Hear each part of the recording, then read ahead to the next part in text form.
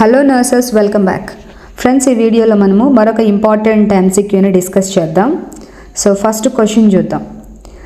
By which day after fertilisation is placental circulation established?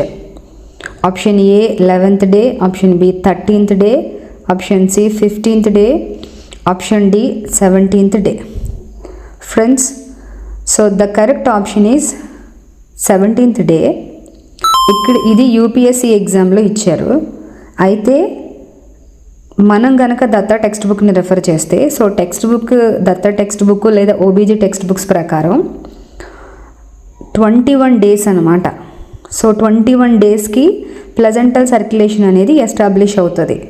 But ఇక్కడ UPSC exam చాలా ట్రిక్కీగా ఉంటుంది కాబట్టి వాళ్ళు సెలెక్ట్ చేసుకోవాల్సిన ఆప్షన్ వచ్చి ఆప్షన్ డి 17th డే. ఎందుకంటే 21 డేస్కి ఇది చాలా నియరెస్ట్గా ఉంది, 17 డేస్ అనేది. అందుకని 17th డేని సెలెక్ట్ చేసుకోవాలి. సో ఆ విధంగా వాళ్ళు ఎగ్జామ్లో అటెంప్ట్ చేయాల్సి ఉంటుంది.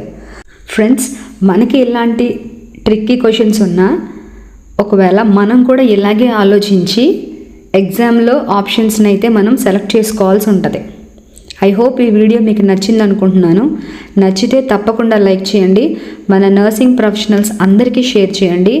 ఎస్పెషల్లీ కాంపిటేటివ్ ఎగ్జామ్స్ ఎవరైతే ప్రిపేర్ అవుతున్నారో నర్సింగ్లో వాళ్ళందరికీ కూడా మన ఛానల్ని పరిచయం చేసి వాళ్ళకి హెల్ప్ చేయండి.